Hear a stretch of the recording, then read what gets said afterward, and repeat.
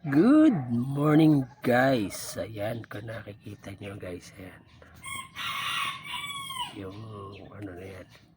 Ayan yung ating bagong yung napalabas natin. Yan yung crossbreed natin ng albino full red at saka red mosaic. So although lamang lahat sila, yung ang lahat sa buntot nila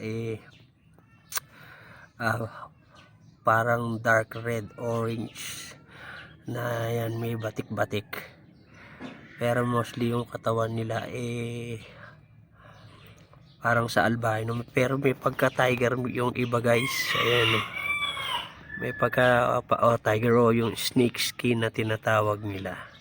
Pero kung makikita nyo sila sa personal, ang ganda ng kulay nila guys. Cute ng ano nila, pagka ano nila, ay yung kulay nila maganda.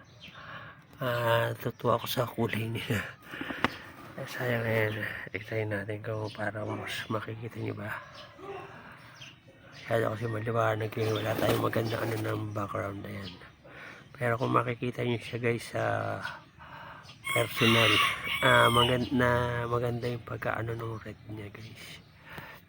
Although hindi ganun kasolid yung ano, pero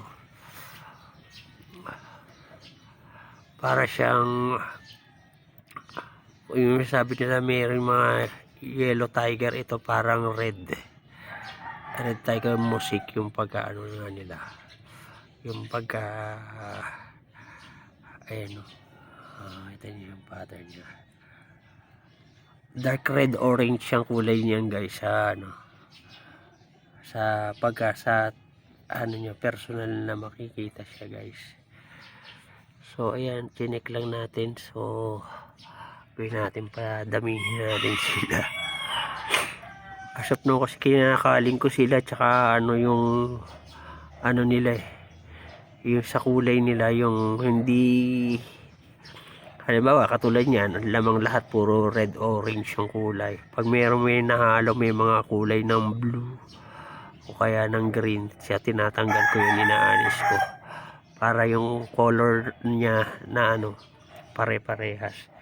Gaya nito guys, so ayan, yan yung mga napagpili ko na kanina dun sa ibang inano natin na parahi. So mamaya kukunan natin ng ano yan, babalik ko rito sa dito pag yung mga pinagsama-sama ko ng mga chop suey na ano natin, tinanggal natin, kinal natin dun sa mga kino-crossbreed natin at saka doon sa purebred natin na may lumalabas na ibang kulay, kaya tinatanggal natin sila. So ayan guys, hanggang dito na lang muna itong video na to. Tapos mayroon pa kasi kung ibang mga i-check doon na kulay, so try natin gawaan din ng video. So maraming salamat sa panonood, thank you for watching at happy fish keeping.